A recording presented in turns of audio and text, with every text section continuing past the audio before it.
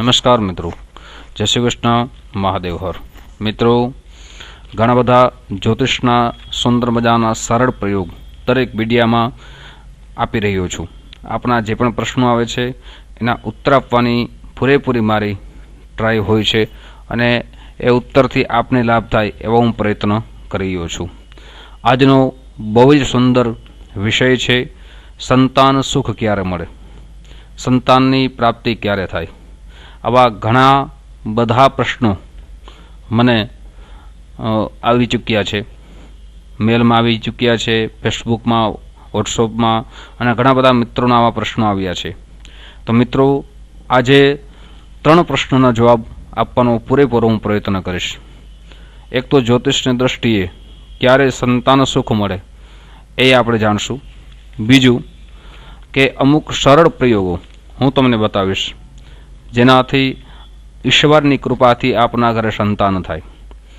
અને ત્રીજો પ્રયોગ કે જેમને સંતાનો અમુક માસે મૃત પામતા હોય અથવા મિસ થઈ જતા હોય તો એના માટે પણ સરળ પ્રયોગો આપ કરી જોજો, અનુભવ કરજો, આપને ભગવાનની ચોક્કસ કૃપા થશે.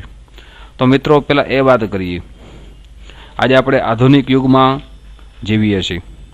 વિજ્ઞાને ખૂબ પ્રગતિ કરી છે. મનુષ્યની જીવનશૈલીમાં ઘણું પરિવર્તન આવ્યું છે, આપણે બધા જોઈએ છીએ. તેમ છતાં દરેક વ્યક્તિની સંતાન પ્રાપ્તિ માટેની અપેક્ષા એવી ને એવી છે, કેમ ન હોય, હોવી જ જોઈએ. પણ કોઈ પણ વ્યક્તિના લગ્ન બાદ એકાદ વર્ષમાં સંતાન પ્રાપ્તિના કોઈ સંકેત ન જોવા મળે તો પતિ અને પત્ની સાથે કુટુંબીજનો ખૂબ જ ચિંતા કરતા બની જાય છે. આ સમયે જાતકની જન્મ કુંડળી પરથી સંતાન પ્રાપ્તિ ક્યારે થશે એ જોઈ શકાય છે. મિત્રો, વ્યક્તિની જન્મ કુંડળીના 5મા ભાવથી સંતાન બાબતે વિચાર કરાય છે અને 5મ ભાવનો સ્વામી, બરાબર સમજો, ગ્રહ 5મ ભાવમાં કે લગ્નેશની નજીક હોય તો લગ્ન બાદ જ ટૂંકા સમયમાં સંતાનની પ્રાપ્તિ થાય છે. અને જો પંચમેશ કેન્દ્રમાં હોય તો યુવાનની શરૂઆતમાં જ સંતાનની પ્રાપ્તિ થાય છે. અને પંચમેશ કુંડળીમાં બીજા ભાવમાં, 5મા ભાવમાં કે 8મા ભાવમાં અથવા 11મા ભાવમાં હોય તો યુવાનીના મધ્યભાગમાં અને સાથે પંચમેશ 3જા, 6ઠા અને 9મા સાથે 12મા ભાવમાં હોય તો યુવાનીના અંત ભાગમાં સંતાનની પ્રાપ્તિ થાય છે. મિત્રો, આ જ્યોતિષની જન્મ કુંડળી ઉપર આપણે વાત કરી.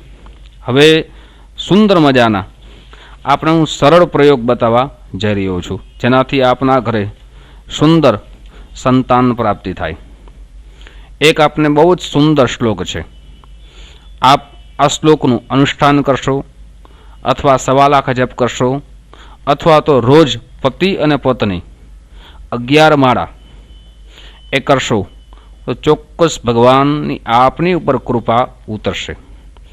આ શ્લોક બરાબર લખી લેજો. દેવકી સૂત ગોવિંદ વાસુદેવ જગતપતિ દેહિ મે તનય કૃષ્ણ ત્વામ અહમ શરણાગત. મિત્રો, બહુ જ સુંદર શ્લોક છે. કોઈ પતિ અને પત્ની જેના આગળ સંતાન પ્રાપ્તિ થવામાં વિલંબ થતો હોય, આ રોજ 11 માળા ભગવાન કૃષ્ણની પ્રતિમા અથવા ભગવાન કૃષ્ણ ભગવાનની પ્રતિમા સામે અથવા છબી સામે રોજ 11 માળા કરે અને ભગવાનને વિનંતી કરે તો ચોક્કસ એમની ઈચ્છા ભગવાન પરિપૂર્ણ કરે છે. મિત્રો, ફરીથી આ શ્લોક બોલું છું, આ બરાબર નોટ કરી લેજો. દેવકી સુત ગોવિંદ વાસુદેવ જગતપતિ દેહિ મે તનય કૃષ્ણ ત્વામ અહમ શરણાગત. આ બહુ જ સુંદર શ્લોક છે. સાથે બીજો પણ પ્રયોગ છે. શ્રી ગોપાલ સહસ્ત્રના પાઠ કરવા અથવા વિદ્વાન બ્રાહ્મણ પાસે કરાવવા તો પણ આપના ઘરે સંતાન પ્રાપ્તિ ચોક્કસ થશે. અને સાથે બીજો પણ એક પ્રયોગ આપને કહું છું, બહુ સુંદર છે કે રોજ ભગવાન સૂર્યનારાયણને જલ ચડાવવું. જલની અંદર એમની દૂધ મિશ્રિત કરવું અને જ્યારે ભગવાન સૂર્યનારાયણ ભગવાનને જલ ચડાવો ત્યારે ઓમ મિતરાય નમઃ આ બીજ મંત્રથી 21 વખત જપ કરવા અને લાલ પુષ્પ ભગવાન સૂર્યનારાયણ ભગવાનને અર્પણ કરવા. દર રવિવારે 1.25 કિલો અનાજનું દાન ગરીબોને કરવાથી પણ ભગવાનની કૃપા આપના ઉપર ચોક્કસ ઉતરશે. સાથે બીજા પણ પ્રયોગો બહુ જ સુંદર છે. ઘણી વખત પ્રશ્નો આવે છે કે સંતાન રહે છે પણ અમુક માસે એ મૃત પામે છે અથવા ગર્ભાશ્રય મિસ થઈ જાય છે, તો એના માટે સુંદર બીજ મંત્રો આપને કહું છું. દર માસે, એક માસ પરિપૂર્ણ થાય બીજા માસે, એમ દર માસે આપને બીજ મંત્ર કહું છું. એના જપ કોઈ પણ સ્ત્રી કરશે તો એ સંતાનની રક્ષા ભગવાન નારાયણ ચોક્કસ કરશે. બરાબર લખજો. જ્યારે પેલો માસ ચાલતો હોય ત્યારે ઓમ નારાયણાય નમઃ આ બીજ મંત્રથી આખો માસ જપ કરે તો પેલા માસે ભગવાન નારાયણ ચોક્કસ સંતાનની રક્ષા કરશે. બીજા માસે ઓમ વિશ્વરૂપાય નમઃ આ મંત્રનો જપ કરશે તો પણ એના બાળકની ભગવાન રક્ષા કરશે. ત્રીજા માસે ઓમ રક્ષણાય નમઃ આ ત્રીજા માસે જપ કરવા માટે છે. ચોથા માસે ઓમ અનિરુદ્ધાય નમઃ.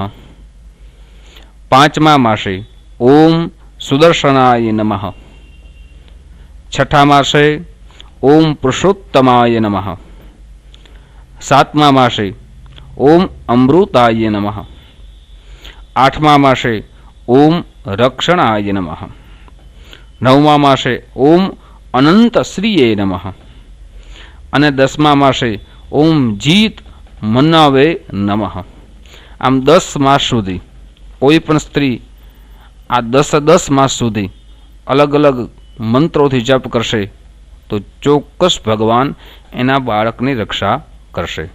તો જે પણ આપનો પ્રશ્ન છે મિસ થવાનો એ પણ નહીં થાય.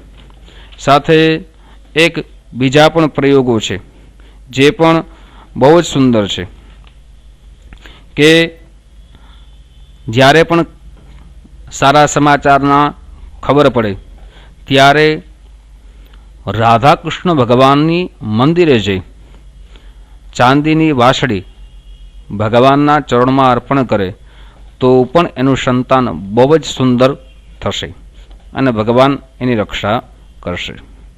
મિત્રો, આ ઘણા બધા પ્રયત્નો છે અને ખાસ કરીને કહું મિત્રો કે સુંદર સંતાનો માટે અમુક ગરુડ પુરાણમાં પણ પ્રયોગો દેખાડ્યા છે.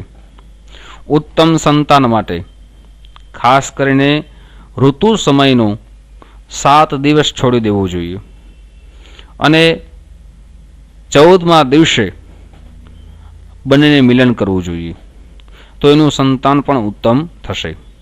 અને સંતાનની ખબર પડે ત્યારે ખાસ કરીને સ્ત્રીઓને તામસી આહાર ન લેવો જોઈએ, એનો ત્યાગ કરવો. સાથે સુંદરકાંડના પાઠ કરવા, શ્રીમદ ભાગવતના પાઠ કરવા અથવા શ્રીમદ ભાગવત જ્યાં પણ ચાલતી હોય ત્યાં આપણે સાંભળવા જવું અથવા સાંભળવી. રામાયણના પાઠ કરવા, રામાયણ સાંભળવી તો એ સંતાન ઉપર ખૂબ જ અસર કરે છે અને એ સંતાન ખૂબ જ સંસ્કારી બને છે અને સ્વરૂપવાન બને છે. જ્યારે પણ આ સમાચાર સારા મળે ત્યારથી જ આપણા જે પણ આપ સૂતા હોય એ રૂમની અંદર એક ભગવાન બાલકૃષ્ણની તસવીર લગાડવી અને બાલકૃષ્ણની તસવીર રોજે રોજ એ સ્ત્રીને દર્શન કરવા, જેનાથી આપનું સંતાન બહુ જ સુંદર અને બુદ્ધિમત્તાવાળું થશે. આવા સુંદર પ્રયોગો મેં તમને બતાવ્યા છે. આ સુંદર પ્રયોગો દ્વારા આપના જીવનની અંદર ભગવાન આપની દરેક ઈચ્છા પરિપૂર્ણ કરે. અને આવા જ દરેક સુંદર પ્રયોગો હું આપની સમક્ષ મૂકી દઈશ. જે પ્રશ્નો આવશે એના પૂરેપૂરી ઉત્તર દેવાનો પ્રયત્ન કરીશ. ખાસ કરીને મિત્રો, આ મારો વિડીયો સબસ્ક્રાઇબ કરવો ભૂલશો નહીં, લાઈક કરવો ભૂલશો નહીં અને શેર કરવો પણ ભૂલશો નહીં. મિત્રો, આપ શેર કરશો અને બીજાને આવી સુંદર મજાની માહિતી મળશે તો એના જીવનની અંદર પણ ખૂબ જ જ્યોતિષથી જ્ઞાન વધશે અને આવા પ્રયોગોથી એમના ઘરે પણ સંતાનની પ્રાપ્તિ થશે. મિત્રો, તમારા જે પણ પ્રશ્નો હોય એ કોમેન્ટમાં લખજો જ્યોતિષના, તો એના હું ઉત્તર દેવાનો પૂરેપૂરો પ્રયત્ન કરીશ. આપ સૌને મારા જય શ્રી કૃષ્ણ. મહાદેવ હર.